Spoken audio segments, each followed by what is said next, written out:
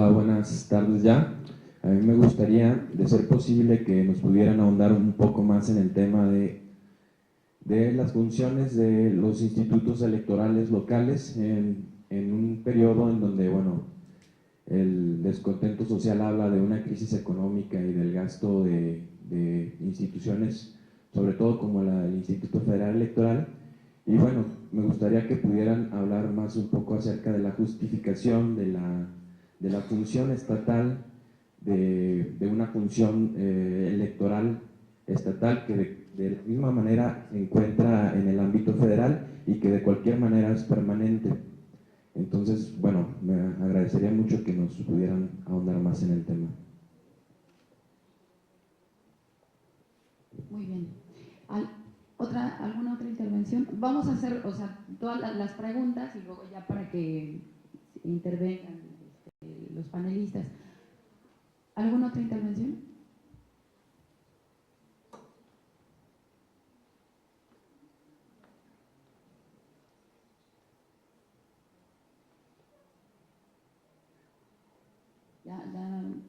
¿Qué pasó con el norte?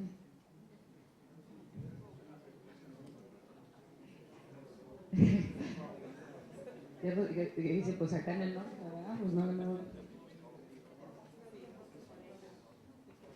¿No más? ¿Las mujeres no intervienen? ¿Las mujeres no participan? ¿Las de Durango?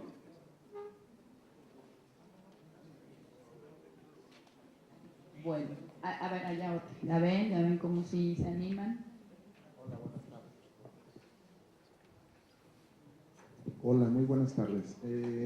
Básicamente, de todo lo que habló los panelistas, a mí me gustaría que abundara un poquito más el compañero Gabriel sobre el papel del instituto al preparar la elección, porque se dijo de las actividades que se tienen fuera de periodos electorales, pero todos sabemos que una elección no se prepara el mismo día de la elección, que tiene sus flujos y sus tiempos. Es decir, el 2 de julio, por ejemplo, del 2012, vamos a estar pensando ya en la siguiente elección, y eso va teniendo sus periodos y sus formas y sus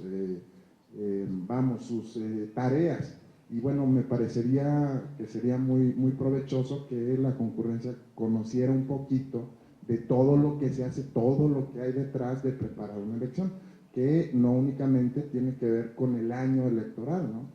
Se preparan materiales, se preparan manuales, se prepara normatividad, etcétera, etcétera, ¿no? Entonces, a ver si pudiéramos comentar un poquito de eso. Muchas gracias. Bueno, a mí sí me da mucho gusto que no haya preguntas, porque coincido con el rector, que estuvo todo claro.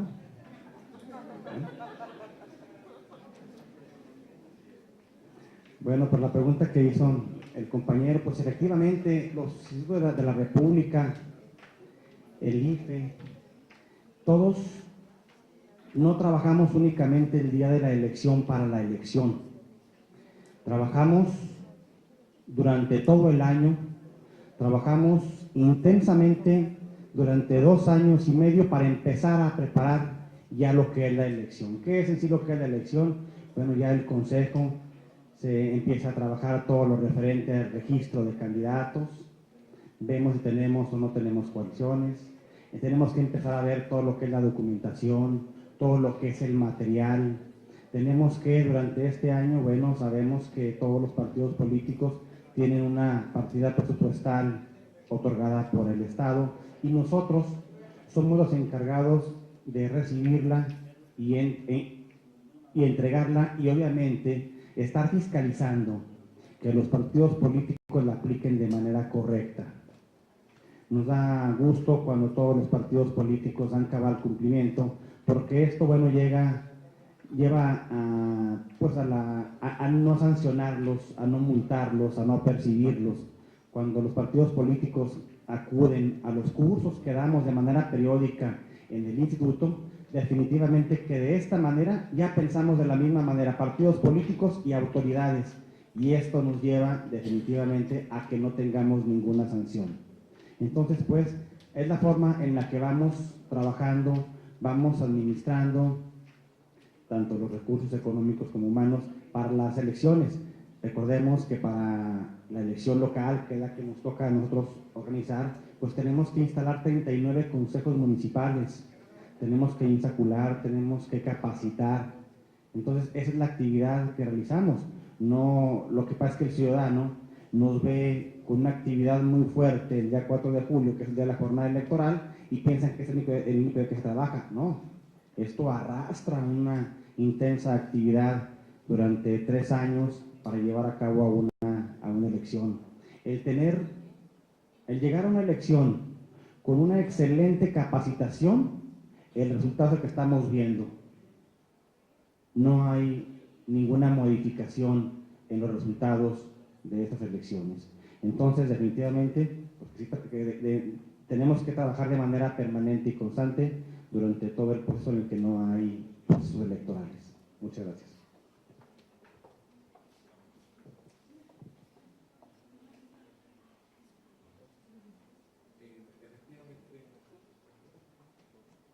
Efectivamente, el profesor Larreta menciona la importancia de la defensa de los derechos políticos electorales del ciudadano en cuestión de los militantes de los partidos políticos. El Estado, aquí la ley de medios, sí contempla el juicio ciudadano y efectivamente recibimos, tanto en proceso como fuera de varios medios de impugnación de militantes de partidos políticos aduciendo violaciones a sus derechos políticos electorales.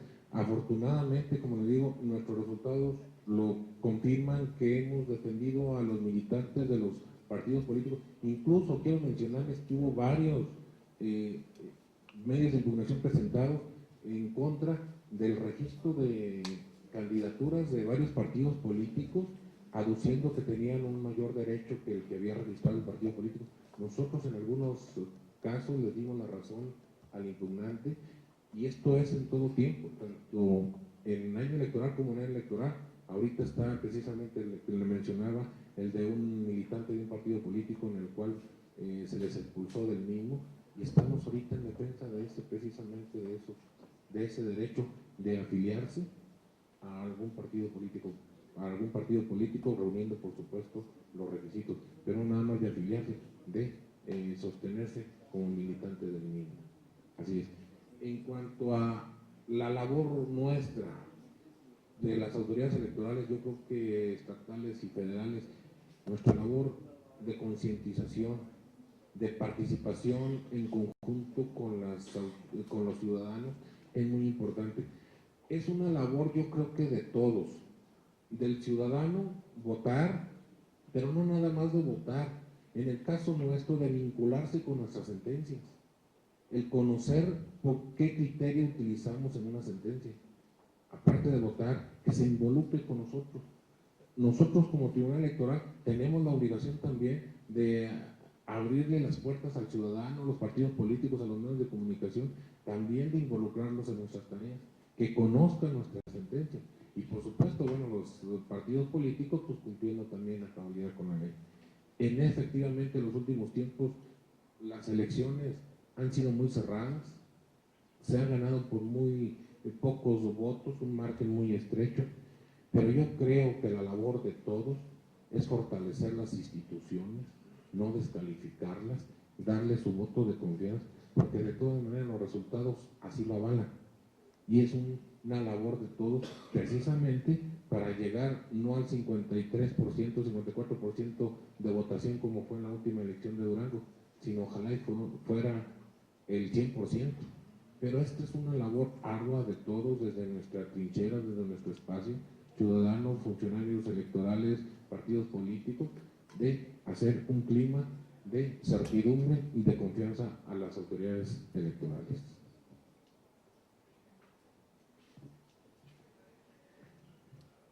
Bueno, aquí una pregunta se respondió con otra del mismo público. Bueno, se configuró una respuesta sobre los costos, ¿no? La justificación económica para que haya un Instituto Federal Electoral que esté permanentemente. No en todos los países existe algo como el Instituto Federal Electoral.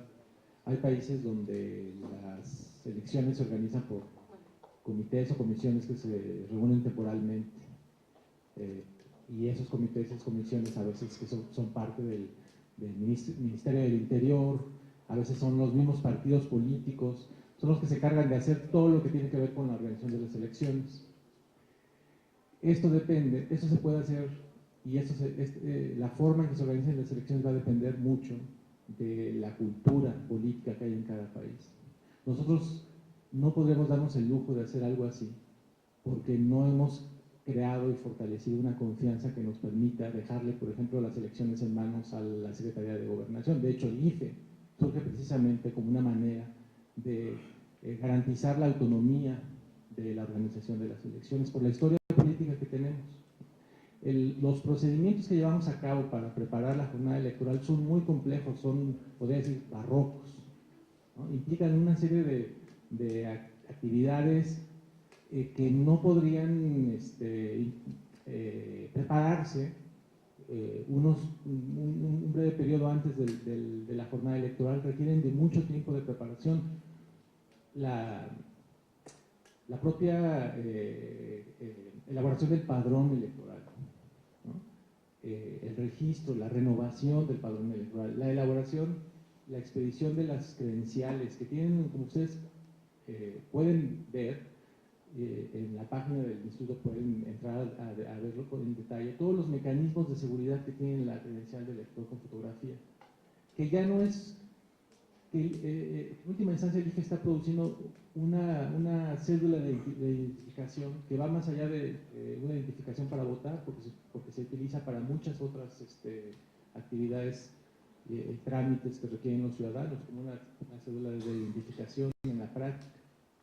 Este es un trabajo que pues, necesariamente se tiene que hacer permanentemente y que requiere de un gran gasto. O sea, es muy cara la credencial de elector con fotografía. Toda la preparación de los materiales, de las boletas y los materiales electorales. Parece un detalle técnico, pero en esos asuntos muy técnicos, los materiales, ustedes cuando van a la casilla ven la tinta indeleble, ven la urna transparente, ¿no? Ven el espacio donde pueden votar para que nadie los vea. Todo eso tiene una finalidad que es construir confianza, certeza.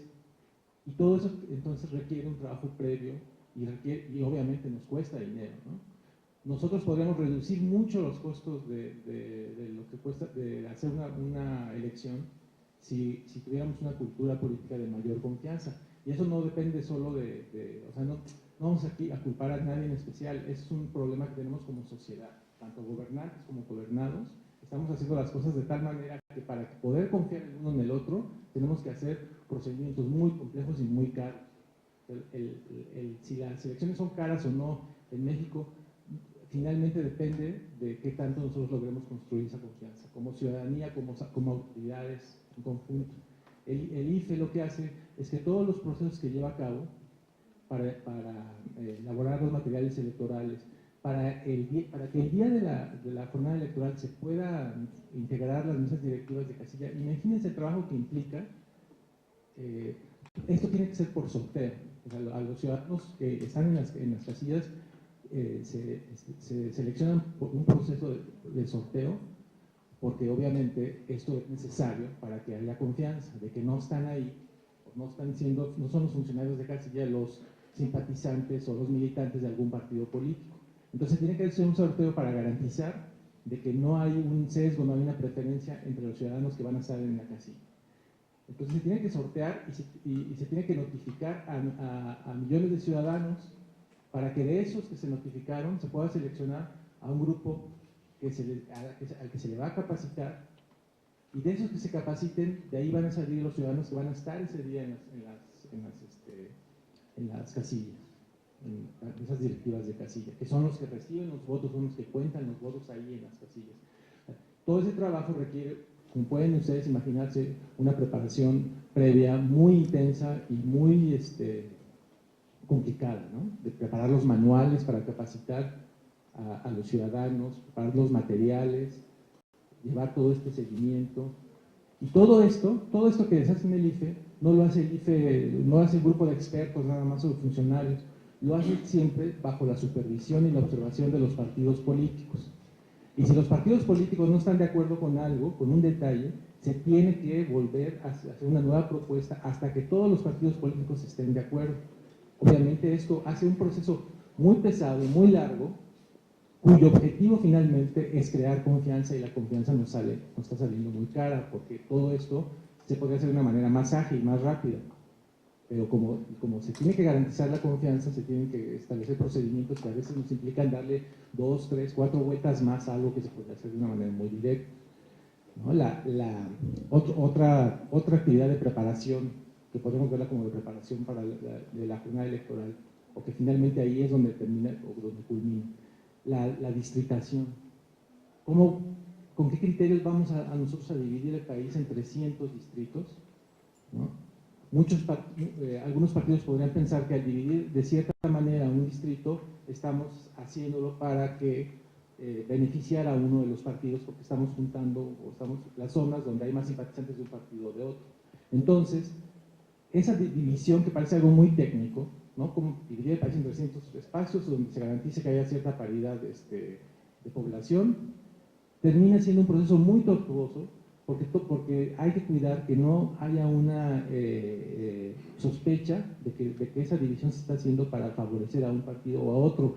Y no solo es el criterio de los partidos, también hay otros criterios muy importantes. Por ejemplo, el que no puedes, tienes que garantizar que no vas a afectar a las comunidades indígenas, por ejemplo, ¿no? Entonces, ¿cómo haces compatible la posibilidad de que no haya sospecha de que estás sesgando esta división para favorecer un partido, pero al mismo tiempo no estás tampoco afectando los sistemas normativos de cierta comunidad indígena? Entonces, toda esa combinación de criterios termina siendo un proceso muy complicado, cuya finalidad, como les decía, es que al final se garantice la confianza y la certeza, la equidad de cómo se van a llevar a cabo las elecciones. Entonces, es solamente estoy mencionando solamente algunos temas. El procedimiento es muy complejo.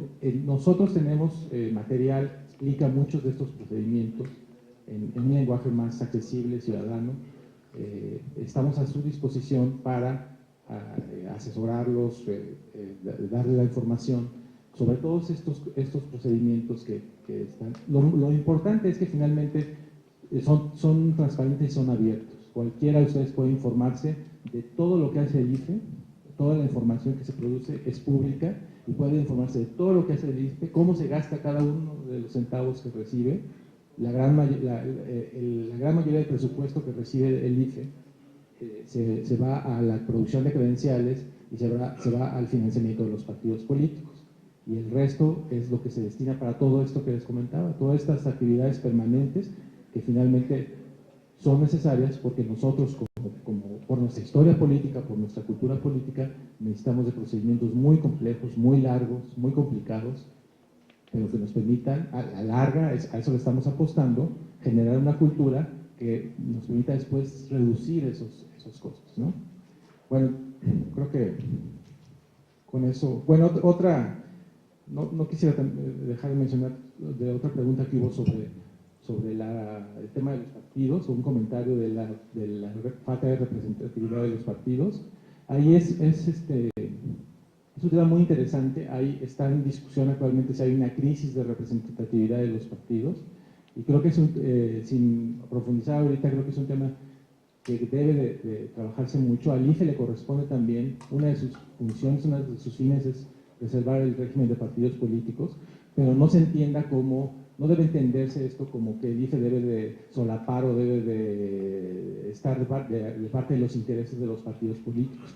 El IFE debe trabajar para fortalecer la representatividad de esos partidos políticos, tanto con los ciudadanos como con los propios partidos políticos.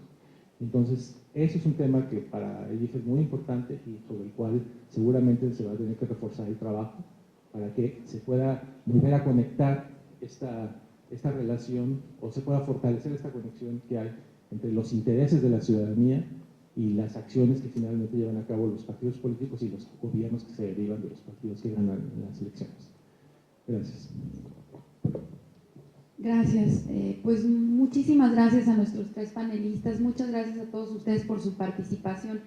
Efectivamente, como decía el maestro Gabriel de la Paz, tenemos información a su disposición en el Centro para el Desarrollo Democrático y de eso se trata, de generar estos espacios de discusión. Ayer justamente en el avión nos preguntaban, porque veníamos hablando de estos temas de la democracia y surgían dudas en relación a qué hacen las autoridades electorales, porque además existe esta confusión de si el IFE es el Instituto Estatal Electoral Local, si el IFE es el tribunal, los tribunales electorales locales, si es el Tribunal Electoral de la Federación, si el IFE es la FEPADE.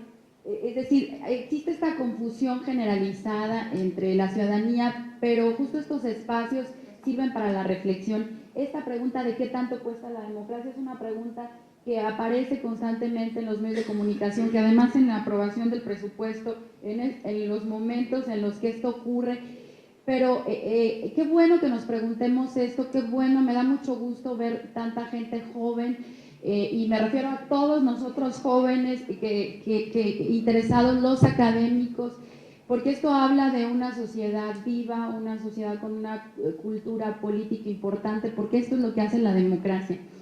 Y la pregunta de qué tanto cuesta la democracia es qué tanto queremos con paz, con seguridad, con libertad, con un sistema de libertad y de igualdad, y qué tipo de democracia.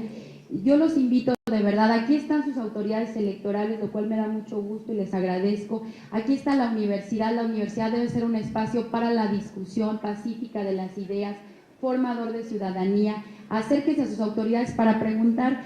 Yo quería darles un dato. En el 2009 el gasto del instituto representaba el 0.45% del gasto total del país, cuando el instituto en el 2010 fue el 0.3%. Ahorita sí no les podría yo dar el dato porque tendríamos que ver cuánto fue en general ya la aprobación del presupuesto. Estoy hablando del gasto total del presupuesto, pero eso es lo que representa.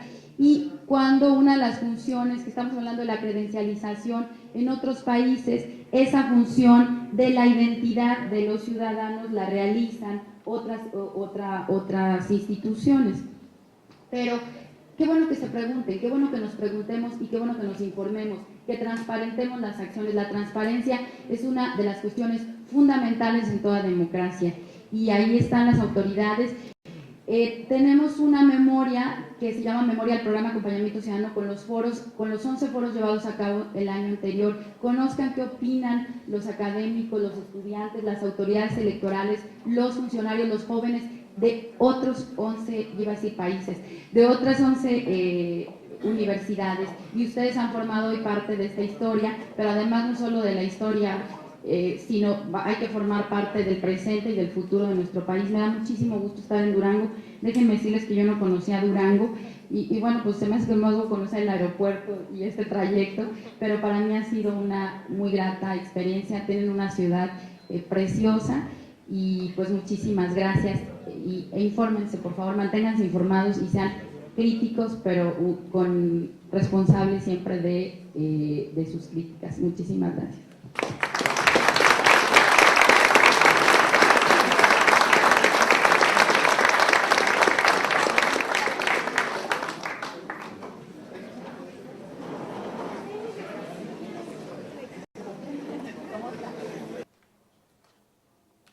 El sínodo que se integra para esta ocasión. Gracias, no me lo siento.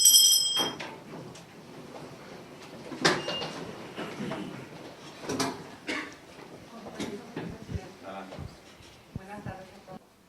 Ya que me da la oportunidad de integrar junto con dos personalidades, distinguidos catedráticos de esta facultad y notables funcionarios, a quienes profeso una estimación del siglo pasado. Esto es que empezó un movimiento, la firma del Tratado de Libre Comercio, y a raíz de entonces México ya entró de lleno a la vorágine y ahora los hechos. Vemos por el noticiero noticias con diferencia de segundos. Inclusive nos podemos comunicar con los antecedentes históricos. Inicia con su máximo profeta, que es Mahoma, a la edad de 40 años, estando retirado en una cueva. Se le presenta el arcángel Gabriel, el expresa. la primer mujer musulmana, la primer convertida, la primera de reglas. Eso es un punto a nuestro favor, ¿verdad, Alan? Entonces, sí, efectivamente, y luego sigue Ali, un primo de Khadija, y luego ya otras gentes, y efectivamente. Es creyente aquel que está dentro del derecho musulmán. Y todos nosotros a los infieles, ¿verdad? Porque esa guerra de los fieles contra los infieles, ¿verdad? Muy bien. ¿Recuerda usted los horarios que eran establecidos por la mezquita? La limosna, en la cual tenían que otorgar un director a la Meca, parte por el ayuno. Un llamado Ramadán de la cultura, en la religión musulmana. Ellos se someten de 8, luego no sé si a usted le tocó, pero efectivamente el Ramadán es el Ramadán. Imposible encontrarme o llevar por ahí una torta, porque sí, efectivamente no encuentras alimento. Muy bien. Entonces, cuando los que viven cerca de una mezquita, pues sí, efectivamente, con el toque del muezzin, que suena muy, muy curioso, no es campana ni nada, es un sonido, pues lo hemos visto en las películas, ¿verdad? Y en la televisión, efectivamente llama a la oración. Y se postran en actitud reverente, etc. Muy bien. Escribió en el libro denominado el Corán, Ajá. que significa recitación o lectura recitada. Y él escribió todo lo que le comentó, pues. Entonces, el afectado, la parte afectada o un familiar de la víctima, tiene todo el derecho de cobrarse ojo por ojo, diente por diente, o su valor. Muy bien. ¿En qué otro delito nos puede comentar? Claro, es con una pena de corta menor. En caso de ser primerizo, en caso de ser reincidente. Muy bien. ¿Del derecho familiar qué nos puede comentar? El derecho familiar, como lo he dicho, es un código civil religioso. Entonces contempla a la familia como lo más sagrado en la vida musulmana. Tiene que contraer matrimonio con un musulmán personalmente. Bien, solamente. Y vamos a entrar a un tema que pudiese ser para acá, para Occidente, para nuestra cultura, a lo mejor el paraíso, ¿verdad? ¿Cuándo? El hombre es el que solicita el divorcio, aunque no tenga prueba alguna, únicamente va 4 meses con 10 días. Una hora después de ese término, ya no se puede repudiar, pero sí tiene otras opciones, ¿verdad? Pedir el divorcio, etcétera, sin prueba. Muy bien. Y la última es ¿por qué? Por fallecimiento, ¿verdad? por fallecimiento. Dígame, por favor, sobre las fuentes del derecho musulmán. Claro, las fuentes del derecho musulmán, como lo hemos venido diciendo, es el Corán, pues que ahí tiene, bueno, el código de reglamentación de ellos, es el Sunna. A través de los años te vas a dar cuenta que es muy importante porque te traerá a la mente muchos recuerdos, dejas atrás de alguna manera esa etapa como este sínodo con nuestro señor rector, con Martita. Me da mucho gusto que estén presentes tus padres, me tomaron una felicitación. Resalto, y eso es también muy interesante, qué bueno que están aquí, veo que también hay amigos tuyos, qué bueno. Sistemas jurídicos contemporáneos, quiere decir que eso que acabas tú de mencionar, aunque a nosotros nos parezca extraño, pues se da, ¿no? Sucede. Nuestro sistema jurídico tiene otras características, tiene otros, tenemos aquí en Durango. Bueno, claro, el Código Civil contempla 3 tipos de divorcio, que es el necesario. Esto se da por petición de alguna de las partes, o sea, no. En este tipo de divorcio, en el de mutuo consentimiento, tiene que haber pasado un plazo de 2 años después de haber contraído matrimonio. En caso de que hubiese hijos, pues contempla que la pareja ya haya acordado sobre sus bienes, sobre sus hijos. Por otro lado, felicitarte por haberte animado a dar este importante paso en tu formación profesional.